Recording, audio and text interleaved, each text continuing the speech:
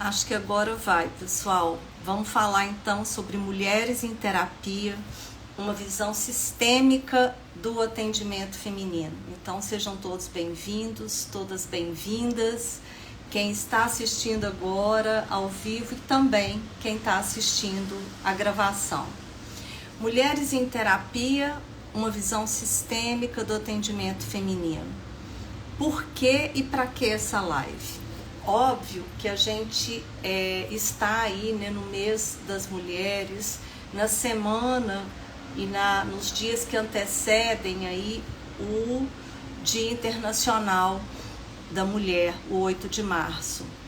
E, óbvio, nós não poderíamos deixar de falar exatamente porque é uma profissão predominantemente feminina e que atende predominantemente mulheres. Então a gente está começando agora. Se você quiser convidar uma amiga ou um amigo para vir assistir, são temas muito importantes, tanto para os terapeutas quanto para quem também faz a terapia. Como eu disse, o nosso público em psicoterapia é predominantemente feminino. E isso requer do terapeuta uma contextualização e uma visão sistêmica muito significativas. Então, boa noite, Ana, João, Grazi, Moara, que entraram agora. Nós vamos bater um papo sobre essa visão sistêmica, como que a terapia breve sistêmica vê o atendimento feminino e quais são as questões principais que a gente se depara nesse atendimento e que a gente precisa levar em conta. Eu estava dizendo que o nosso público ele é predominantemente de mulheres e a nossa profissão, 90%, se não me engano, é toda de mulheres, toda feminina também. Então nós não podemos pensar que os atendimentos vão ser iguais e que a gente não leve em conta as questões sistêmicas. Bom, eu pensei nesse tema especificamente porque eu tenho feito muitas perguntas ligadas às questões do gênero no adoecimento e no sofrimento das mulheres quando elas chegam em terapia. Eu vou dar aqui alguns exemplos que são exemplos autorizados, exemplos que vão servir de base para a gente trabalhar e falar desse contexto.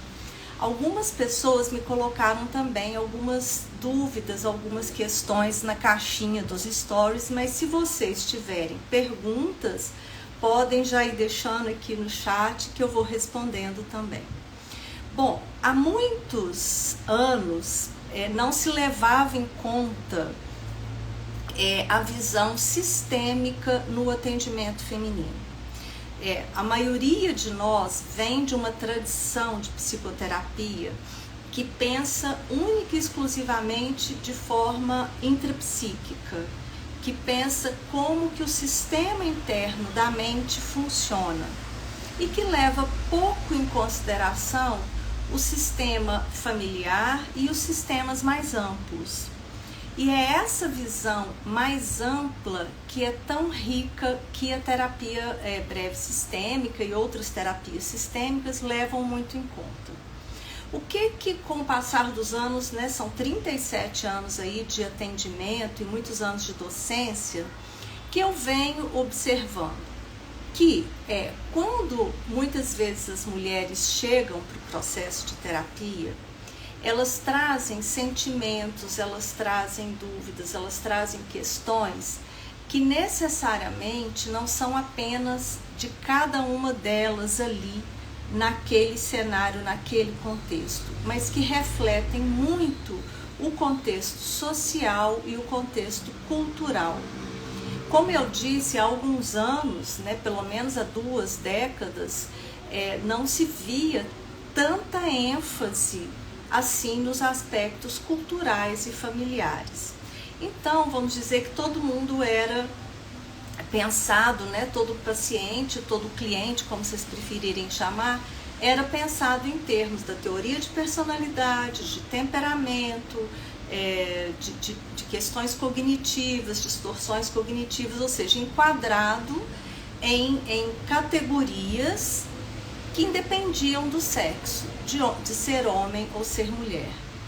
Com o avanço do paradigma sistêmico, com os estudos, com essa visão sistêmica que foi se ampliando, nós, psicoterapeutas sistêmicos, fomos trazendo cada vez mais isso para dentro do consultório. E isso faz uma enorme diferença. Então, vou dar um exemplo para vocês, que outro dia até falei em uma live da clínica onde eu trabalho também, que é a Clínica Abrangente. Uma pessoa, uma mulher que chegou, né, para a primeira sessão de terapia, e ela me fala o seguinte, que o que ela gostaria de alcançar, que ela gostaria de obter com o processo terapêutico dela, era entender por que ela tinha tanta dificuldade em colocar o irmão que ela cuidava, que era um irmão que já estava sobrevivendo por aparelhos em casa. Por que eles não tinham mais pais, né? Assim, não tinham pessoas da família que pudessem ajudá-la? Por que ela tinha tanta dificuldade, ela sabendo que isso era o melhor para ele, que não tinha mais recursos em casa, mas por que ela não colocava esse irmão em uma clínica e tudo mais? Então, vejam, esse era o objetivo dela. E eu fiz a seguinte pergunta para ela: se você fosse um homem, você sentiria essa dificuldade? E a resposta tão pronta dela foi: não, de jeito nenhum. Então, essa resposta, não, de jeito nenhum, já foi um início ali de nós elaborarmos que tem todo um contexto, toda uma série de expectativas que ficam ali por baixo do que ela deveria ou não fazer sendo mulher. E eu perguntei, então, mas quais as diferenças? O que como homem você não teria essa dificuldade, como mulher você tem? Então, nós não entramos em aspectos intrapsíquicos inicialmente, de conflitos de instâncias psíquicas, mas a gente já começou a trabalhar ali o aspecto exatamente cultural e as questões de gênero e as expectativas em relação ao homem e à mulher. E ela fala, bom, eu acredito que as pessoas vão pensar, nossa, mas como assim? Ela está abandonando o irmão. E eu disse, mas se fosse o contrário, eles não pensariam, ele está abandonando a irmã? E ela disse, não, acho que as pessoas pensariam, ele fez o melhor que pôde e ele não está dando conta mais.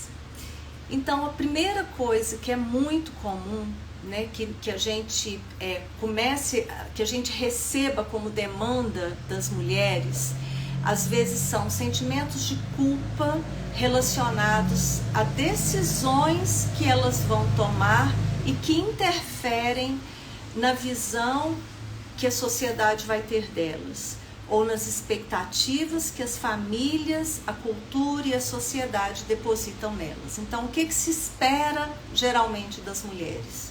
O cuidado.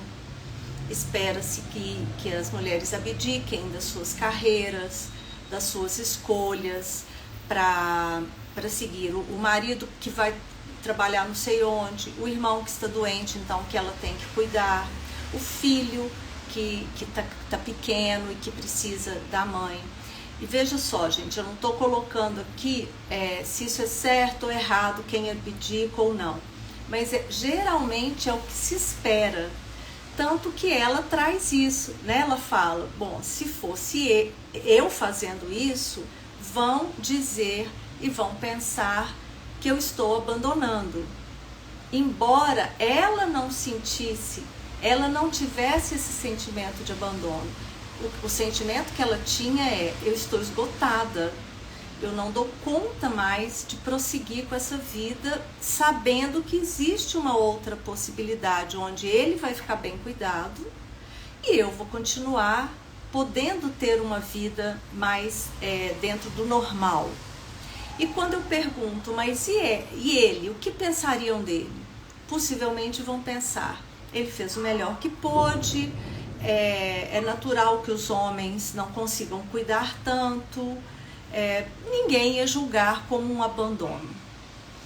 Então, eu tô colocando, né, esse exemplo porque eu acho ele muito significativo dessa questão, desse papel principal, né, que é muito atribuído às mulheres, que nasce de uma história aí, né, da história da mulher mesmo, durante nem sei quantos mil anos aí, né, onde a mulher ficou dentro de casa, cuidando, organizando, até que ela pôde estudar, trabalhar, votar.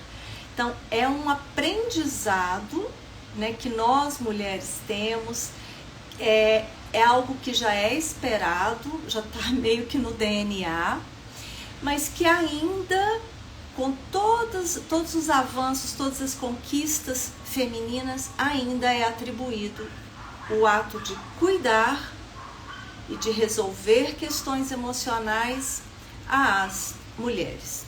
Quero saber se está ok para vocês, se vocês concordam, se pensam, né, diferente, se querem dar algum exemplo. Estou vendo aqui Débora, que trabalha muito com mulheres também, Léo, Adriana. Se tiverem exemplo, podem digitar aqui no chat. Um outro exemplo que é bem interessante, e aliás esse tem até um outro que foi recente também, né? Uma mulher que me diz: Tereza, óbvio não era o objetivo principal, né, da terapia dela, mas ela fala que as pessoas na empresa a tem como uma pessoa muito objetiva, muito dura e às vezes grossa. E ela fala: eu preciso melhorar isso. Estudando o contexto, ela me conta onde ela trabalha, uma empresa onde ela é responsável por muitas coisas, recebe muitas mensagens, então ela é muito rápida. E eu perguntei a mesma coisa. Então, terapeutas, já peguem papel, caneta, anotem essa pergunta, que é uma pergunta simples, mas é uma pergunta chave para a gente quebrar muitas vezes alguns paradigmas das próprias mulheres e fazer um reenquadre. Então, quando eu pergunto a ela assim, bom, então as pessoas acham que você é grossa quando você responde: não tenho essa informação, por favor verifique com fulano, ou verifique com fulano. Ela me diz: sim, as pessoas falam que eu sou grossa. Se fosse um homem, elas falariam o quê? E ela riu, ela gargalhou muito, ela falou assim: exatamente, que eles são objetivos e diretos. Falei: bom, então você, mulher, deve ser como? Agradável, cheia de detalhes para escrever, para falar. Então, se você é assim, é muito direta também, você é grossa. Mas se o homem fala a mesma coisa, ok, procure o setor tal, ele é direto. E aí a gente começou exatamente a quebrar alguns mitos que ela tinha, até em relação a ela mesma. Algumas, me faltou a palavra aqui, gente, uma autoimagem, né, um autoconceito, aliás, a respeito dela como profissional, mas que estava aí, enraizado de muitas questões culturais que ela nem mesma percebia. Então, ainda tem muito machismo, vamos dizer assim, estrutural aí, em nós mesmas, e que a gente às vezes vai repetindo e nem percebe. Então, algumas condutas que às vezes as mulheres falam: eu deveria fazer assim, ou eu deveria fazer assado, vamos pesquisar, porque aí esse eu deveria já é algo que não é tão natural, tão espontâneo, da vontade, do desejo. Muito possivelmente a gente vai encontrar aí um choque e expectativas ligadas às questões de gênero. Me fala como é que tá chegando aí para vocês, se tem algum exemplo. Tem algum exemplo, pessoal? Na última live que eu conversei mais com clientes, né, do que com terapeutas, uma pessoa falou que na casa dela, quando o irmão faz algumas coisas para a mãe, que é idosa, ele é maravilhoso. E que quando ela faz, não é mais do que a obrigação. E aí a gente, né, nessa live, essa pessoa dando esse exemplo, foi exatamente trabalhando e falando como que isso ainda é muito forte. E como que isso impacta no nosso trabalho como terapeutas? Isso muda muito o trabalho do terapeuta. E eu estou afirmando que muda muito porque eu pude experimentar duas vertentes aí da psicoterapia, né? Eu me graduei numa terapia longa, numa terapia reflexiva, numa terapia centrada na pessoa e que analisava muito os conflitos, as questões intrapsíquicas. Depois eu migrei para a terapia breve sistêmica e que, né, se ampliou aí o meu mundo, a minha visão, e que eu vim então trabalhar com algo que é fundamental na visão sistêmica, que é a contextualização. É nós trabalharmos cada vez mais com contexto. Em qual contexto essa mulher está inserida? Qual é o contexto familiar do qual ela vem? Qual é a cultura? Quais são as religiões às quais ela participa? Tudo isso é extremamente importante. Então, por isso que eu falo que eu experimentei, né, as duas formas de psicoterapia. E quando a gente amplia a nossa visão, quando a gente abre, né, o nosso... até não é programado não, tá, gente? Mas está aqui. Abre o nosso leque de hipóteses, o nosso leque de visão para questões que vão para além da cognição, do pensamento e das questões intrapsíquicas. A terapia faz assim, ó. Então, vejam, quando essa moça, essa mulher que tinha o irmão, que ela estava na dúvida se punha ou não na casa, né, de repouso, numa instituição, ela veio inclusive indicada por isso, né, porque ela queria uma terapia breve para ela tomar uma decisão, mas para ela sair desse impasse de uma culpa que ela tinha, mas que ela sabia que tinha, mas não sabia nomear isso. Então a gente já, por aí, ó, a gente já caminhou com a terapia dela desde a primeira sessão. Exatamente porque a visão sistêmica me ajudou nisso aí, né? Uma visão de observar fatos que são recorrentes, fatos que são comuns nas histórias das mulheres e que eu pude verificar com ela testando uma hipótese. A minha hipótese era, se ela fosse homem, ela não estava com essa dúvida assim, a ponto de vir para uma terapia. Gente, não vou generalizar, dizer que se fosse um homem não ia sofrer, não é nada disso, mas muito possivelmente o suporte social, né, já daria a ele, tipo assim, uma tranquilidade, né? Cuidar é coisa de mulher. Pô, eu não dou conta, né? Eu sou homem, eu não consigo cuidar disso aqui. Até é interessante, até as questões do cuidado físico, né? Poxa, como que eu, homem, vou cuidar da minha irmã que está acamada? Agora, a mulher pode, né? Da mulher nem se preocupa com essa questão, por exemplo, do aspecto físico, sexual, de dar um banho, de limpar.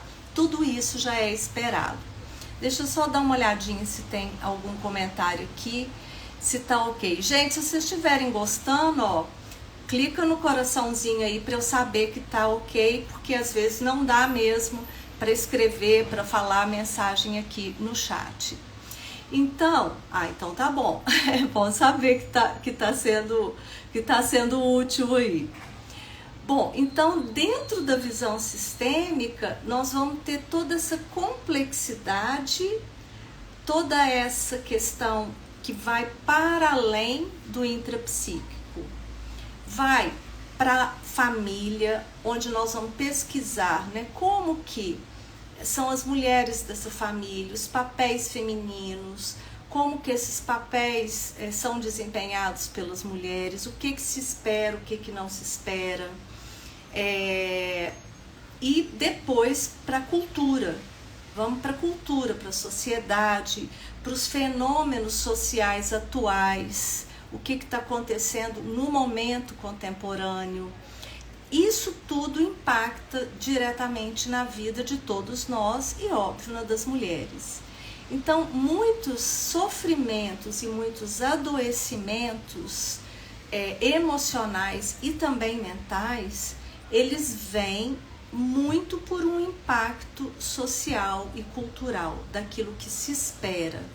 Então, as questões como maternidade, casamento, corpo, um exemplo muito interessante a respeito do corpo.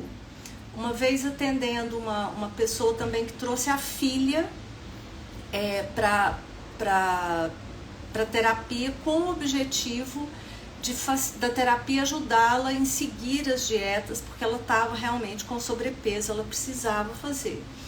E aí perguntei, né, para a família, se fosse um menino, se fosse um filho, porque eles tinham um filho, vocês estariam com a mesma preocupação? Não era nem preocupação, gente, era uma obsessão. Mas vocês estariam preocupados da mesma forma? E a resposta dos pais foi, mas ela é uma menina, né, Tereza? É diferente. É diferente em quê? Vai chegar na adolescência, pode ser que ela não tenha namorado, que ela vai ser criticada. Olha, não tô tirando de novo, né, a questão da importância de cuidar da saúde física, não tô retirando nada disso. Mas olha para vocês verem como que até na busca dos pais para um processo de terapia, busca-se muito mais para uma menina quando ela está fora aí do padrão físico, né, do que para os meninos. Para os meninos busca-se muito mais pela agressividade e tudo mais, porque as meninas geralmente são muito boazinhas e ainda treinadas, ensinadas, educadas para serem boazinhas. E com essa família eu me lembro que eu fui até investigando com eles assim, mas e se chegar a um determinado ponto que ela não quiser mais, por exemplo, fazer todas essas dietas que vocês estão querendo? E se ela ficar bem, né, em ser gordinha, tiver ótimo para ela e assim tudo bem? E os pais, nossa, mas não é possível, não vai ter jeito, tararara. E aí a família, né, já tinha todo um padrão aí de exigência em relação ao corpo, mas vai repetindo com a menina, que possivelmente, né, ela até fez a terapia, ajudou, ela conseguiu realmente entender a necessidade da endocrinologista que ela estava, né, com a endocrinologista, que era uma necessidade de saúde realmente, mas pode ser que ela lá na frente tivesse uma opinião completamente diferente dos pais e, óbvio, isso entraria muito mais em choque do que se fosse um menino. Bom, vamos ver se tem alguma colocação aqui.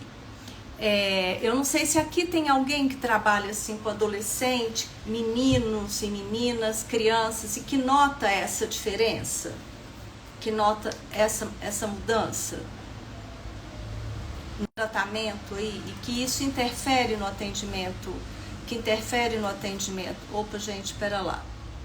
Meu som continua ok para vocês? Me fala aqui, porque parece que descarregou.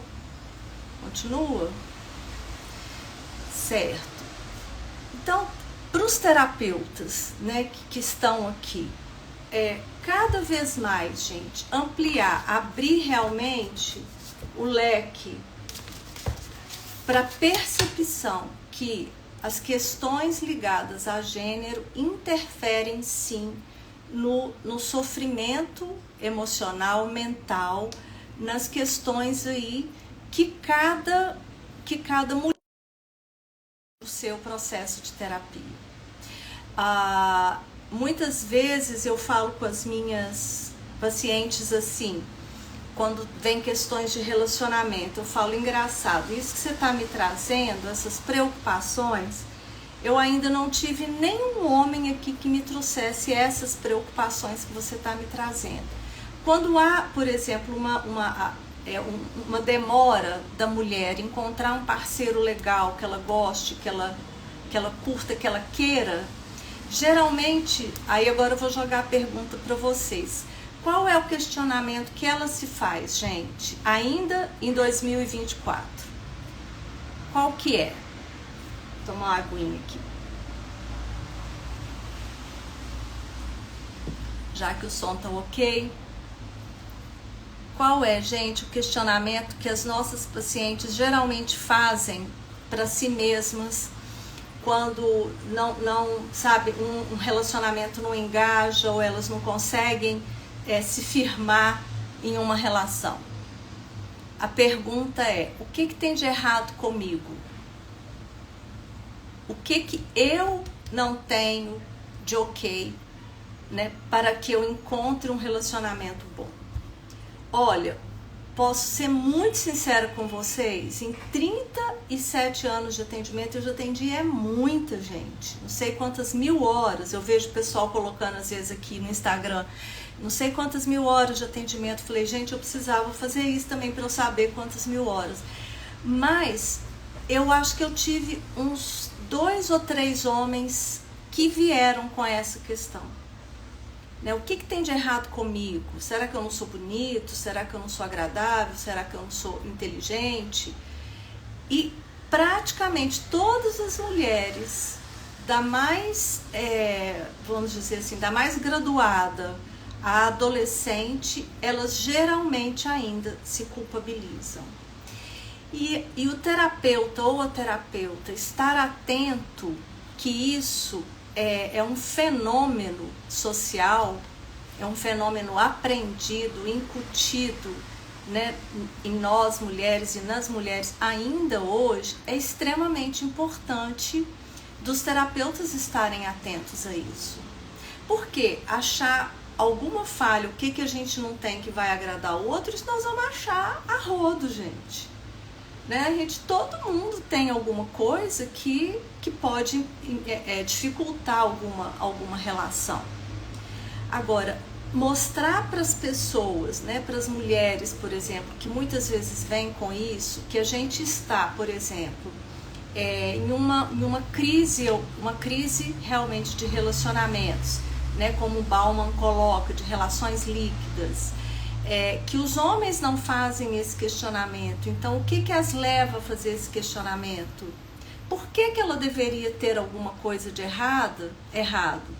Será que ela não tem, na verdade, o direito de fazer uma escolha? O direito de escolher alguém que realmente faça sentido para ela? E de onde vem isso? Né? Vem novamente da história feminina. Então, há poucos anos, a gente ainda tinha, né, as revistas o que fazer no primeiro encontro, como seduzir no primeiro encontro, como não sei o quê, eu dou, não dou no primeiro encontro, enfim, aquelas coisas que eu nunca vi numa revista masculina, do tipo, transo ou não transo no primeiro encontro. E isso continua se perpetuando, isso me surpreende, porque ainda em 2024 a gente ainda vê algumas coisas assim. E eu acho que eu vou ser meio chata na live de hoje. Eu não tô contra ninguém saber, por exemplo, truques de sedução, de nada disso, gente. Eu acho que isso faz parte, né, faz parte da vida, né, da paquera, da sedução e tudo mais. Porém, é muito importante que a gente, como terapeuta, fique atento a essas diferenças. Gregory Bateson dizia que a gente precisa estar atento à diferença que faz a diferença. Então, na terapia breve sistêmica, o que a gente vai ficar muito atento e alerta para ajudar as nossas mulheres nos processos de terapia? A essas diferenças de gênero, a essas diferenças de expectativa em relação aos papéis sociais que podem ajudá-las a alavancar, a ir para frente, a ter uma terapia menos culpabilizadora e menos que faça menos reforma nas mulheres. Então, se a Bianca trouxe aqui uma coisa, deixa eu ler. As mulheres são cobradas e são exigentes com elas mesmas. Se veem de forma ruim, autoestima baixa. A cultura de MS masculina que você trouxe? A cultura de MS me trouxe essa percepção nos atendimentos. Deve ser de movimentos sistêmicos. Me trouxe essa percepção nos atendimentos. Exatamente, Bianca. O que é muito... Mato Grosso do Sul. Desculpa, tô aqui MS, ainda tô no movimento sistêmico. Arrumei uma sigla aqui para você. Então, olha aqui que bacana que a Bianca está trazendo. A cultura do Mato Grosso do Sul me trouxe essa percepção nos atendimentos. E isso é tão interessante que nós temos um país imenso e com os atendimentos online agora a gente pode ver essas diferenças também. E como que estar atento a essas diferenças não significa também que a gente tenha que entrar de choque, né, Bianca? Em choque, aliás, com muitas coisas que as mulheres trazem para os atendimentos. Muitas coisas são valores de mulheres, por exemplo, que às vezes optam, né, por serem mais submissas, optam por uma questão religiosa, acreditam naquilo. Nunca o terapeuta também deve entrar em choque com esse valor, no sentido de impor o seu valor. Mas também nós não podemos ficar cegos a algumas coisas que muitas vezes estão atravancando o crescimento e o empoderamento dessas mulheres. A Cora Coralina, né, que eu vou ser ousada em falar um pouquinho dela, porque eu sei pouco, mas o pouco que eu sei, né, quando ela começa a escrever, ela fala que ela foi se libertando de todas as outras mulheres que a tentaram, que a subjugaram, né, durante a sua vida. E por quê? Porque aprenderam isso, né? Então esse repasse desses valores ainda, né, muito fortes do patriarcado ainda fica muito grande na maioria de nós mulheres. E quando a Bianca fala verdade, a gente não pode, não tem o direito, né, Bianca, eu acho, a gente não tem o direito de querer colocar a nossa visão, a nossa verdade.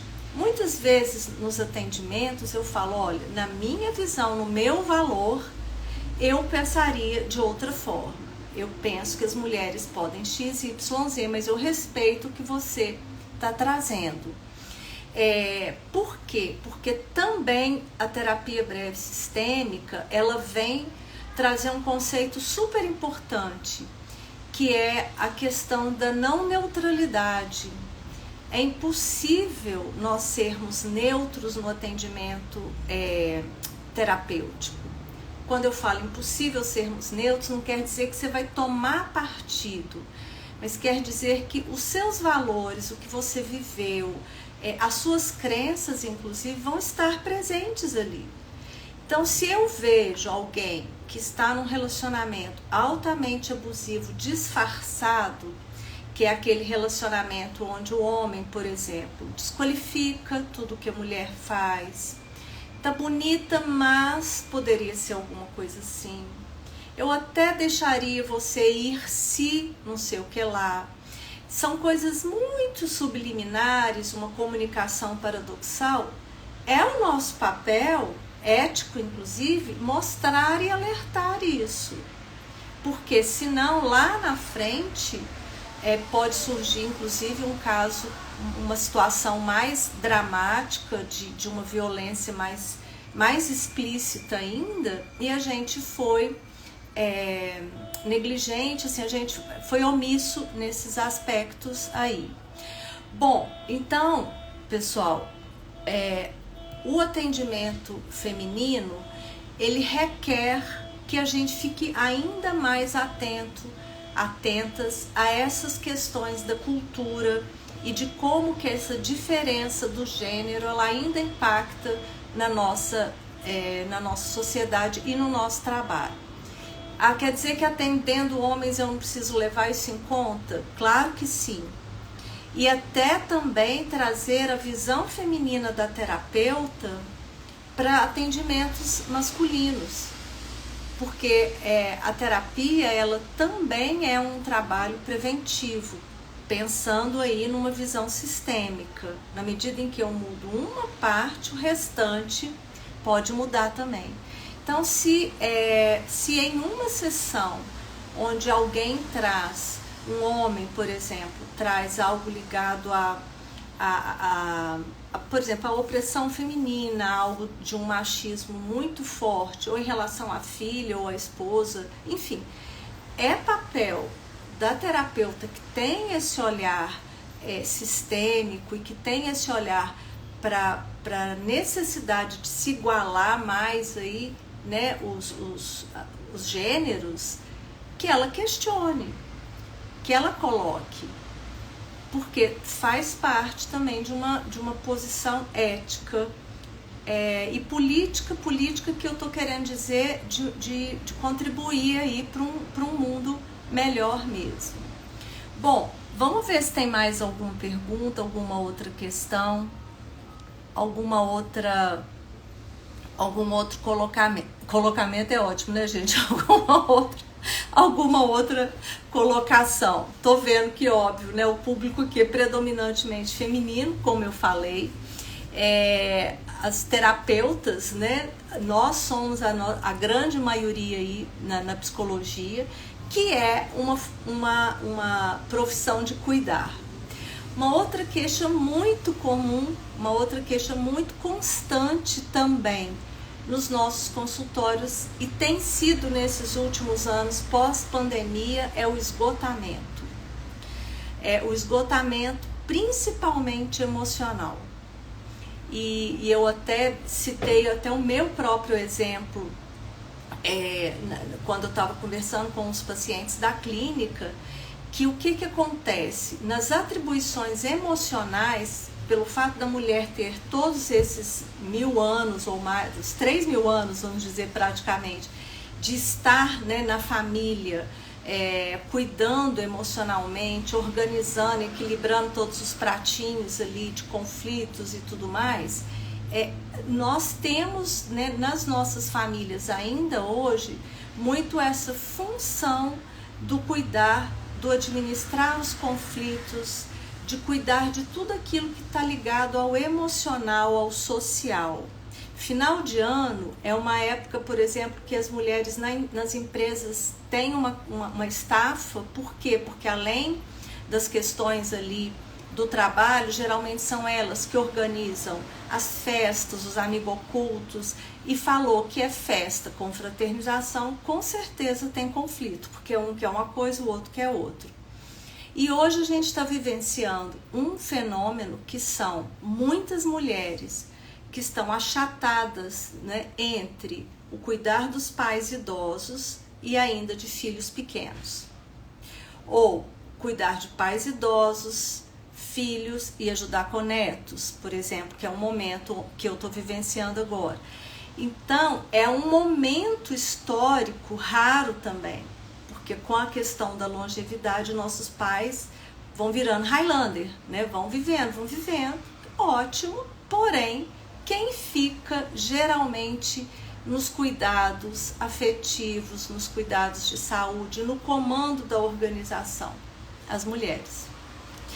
Por isso, eu citei o exemplo da pessoa que disse: meu irmão, quando faz alguma coisa, nossa, que gracinha, que filho maravilhoso. E ela, quando faz algo, é simplesmente uma obrigação. Eu não sei quem daqui assistiu um filme que passou pelo menos há 3 décadas, eu acho, mas que deve ter no YouTube, que se chama Como Água para Chocolate. Deixa-me ver aqui quem assistiu. Me conta aqui quem já assistiu esse filme. Se não assistiu, gente, depois vocês procurem para ver se vocês acham. Não sei se tem em algum streaming ou no próprio YouTube. Esse filme é uma família mexicana. A Débora assistiu, né, Débora? Muito bom. É uma família mexicana que eles já delegam. Minha voz está mudando? Melhorou?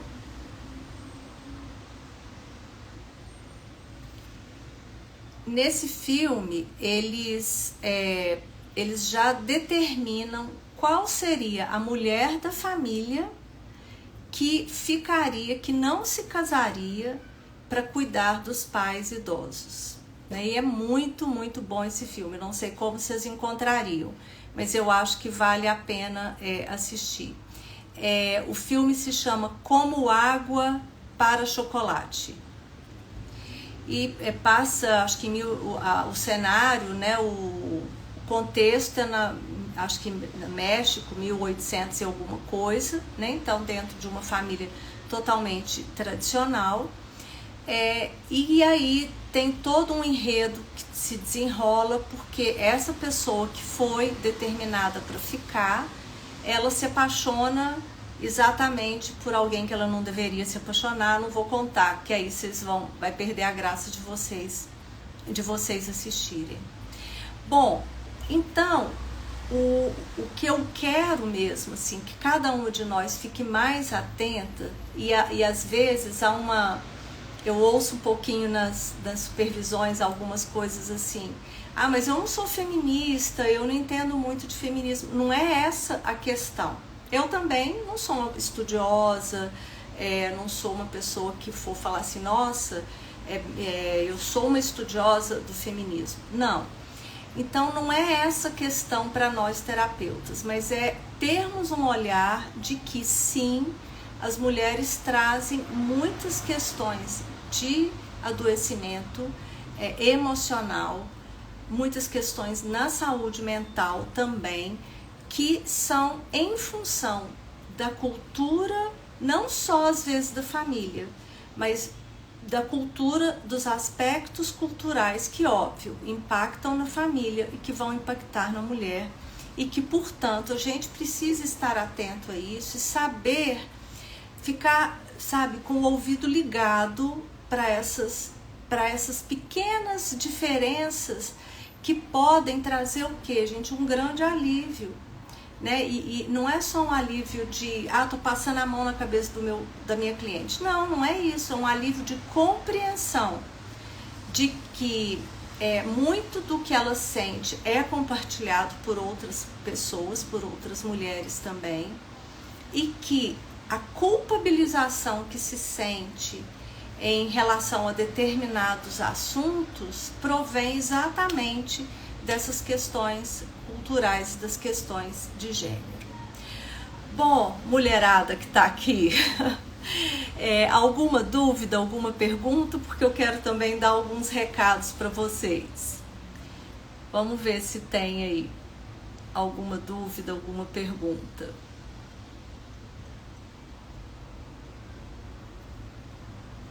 Se tiverem, então, alguma outra questão, alguma pergunta, alguma outra contribuição, pode me escrever, que eu coloco, né, aqui nos stories do Instagram. No dia 16, a gente vai ter um evento presencial aqui em BH, no dia 16 de março, onde 3 terapeutas e um terapeuta, que é o Léo, né, vão estar comigo trazendo muitas novidades, aí, muitos trabalhos bacanas na terapia breve sistêmica. Dia 8 vamos comemorar o nosso dia. Muitas pessoas falam, não é para comemorar. Eu acho que tudo que pode a gente tem que comemorar. E quero deixar esse convite para vocês, né, que venham participar desse encontro de psicólogos da Escola Brasileira de Terapia Breve no dia 16 de março, que acho que é um grande feito pra gente. Muita gente o ano passado me pediu, né, vem me pedindo, aliás, um evento presencial, então agora foi possível fazer, exatamente até pra gente inaugurar a escola aí, a escola que foi aceita no RELATS, que é a rede europeia e latino-americana de escolas sistêmicas. E são temas muito importantes para a nossa atuação. Eu vou trabalhar a revolução da terapia breve, vou trazer atualizações que vêm acontecendo. Tandê, então eu vou falar mais, Tandê. A Letícia Brito vai trabalhar o self do terapeuta com um exercício, além de uma palestra, de uma conferência muito boa. A Ana de Montes Claros vai trazer um estudo de caso que ela fez com um atendimento que ela teve com um adolescente autista, utilizando as técnicas da terapia breve. Então, contradizendo até que em casos crônicos, questões de desenvolvimento, a gente não pode usar a terapia breve. A Ana vai trazer como que ela teve resultados com um paciente autista. A Dodora, que é de Nova Serrana, vai falar muito da relação terapêutica e de aspectos que a gente pode trabalhar para melhorar essa relação. E o Leonardo Morelli, um tema também que tem muita relevância para o mundo feminino, que é a dependência emocional. Como que ele trabalha e trata a dependência emocional a partir da terapia breve. Gente, é uma oportunidade assim de ver não só grandes nomes, grandes profissionais, mas eu falo que é o ouro de Minas aí mesmo, né? Coisas que, trabalhos que são fruto da nossa produção aqui e que vai inaugurar um momento novo aí na terapia breve mesmo, não só em Minas, mas aqui no Brasil com trabalhos, com cursos, com encontros. Então quero deixar esse convite. Tandê, você encontra a inscrição aqui na bio do Instagram. Até amanhã, que é dia 7, até amanhã tem um desconto para o primeiro lote, desconto para os meus alunos, ex-alunos, desconto para os estudantes universitários. Agora, como é um evento presencial que a gente vai fazer exercícios, não é um evento de 200, 100 pessoas, é um grupo de 50 pessoas, exatamente para que a gente possa ter a confiabilidade de fazer exercícios dinâmicas e exercícios vivenciais ali. Então, deixa o convite, aproveita o desconto que é até amanhã e vamos lá nos especializar cada vez mais. Qualquer dúvida, Tandê, você pode nos escrever se tiver alguma dificuldade para entrar no link, para fazer a inscrição. Tá legal? Deixa-me ver se tem mais alguma pergunta. Juliana, vem então, tô te esperando. E já tem gente de Nova Serrana já vindo, o pessoal se organizando. O encontro presencial, ele é muito especial, porque as trocas vão muito além ali, né, da conferência, da palestra que está se dando, né? Na hora, no intervalo, o momento que a gente se abraça, que faz network, que troca figurinha, que almoça junto, que conhece gente nova, né? Que conhece pessoas diferentes e novas aí. Ai, Débora, que delícia te encontrar. Débora foi minha aluna, né, Débora? E faz ainda alguns cursos. Inclusive, a gente tem uma live muito boa, né, Débora, sobre o seu trabalho lá em Brumadinho. Depois vocês entrem aqui para ver, tá, pessoal? Um trabalho que a Débora desenvolveu lá. Então, acho que vai ser muito bom. Fico muito feliz aí que vocês venham. Que legal. Então, estou esperando Juliana, Tandê. Tandê também tem muito tempo que eu não vejo. Para a gente compartilhar e fazer todas essas trocas e novos aprendizados. Pessoal, um beijo bem grande. As mulheres que estão aqui, meu abraço especial. Que a gente curta as nossas conquistas e que a gente ajude cada vez mais as nossas pacientes a se empoderarem, embora seja um termo que está, às vezes, é usado de muitas maneiras que não são, né, já banalizadas, mas eu acho que não existe outra palavra melhor, que é ampliar o nosso poder, que é aumentar a nossa confiança, a nossa segurança, para a gente realmente se posicionar sem tantas culpas, sem neuras que não nos pertencem ou não deveriam nos pertencer mais em pleno ano de 2024. E a gente trabalhar melhor as futuras gerações aí. Certo, pessoal? Beijo em cada um, em cada uma. E quem tiver lá no encontro presencial, a gente vai se encontrar e se abraçar bastante. Beijo grande. Tchau, tchau.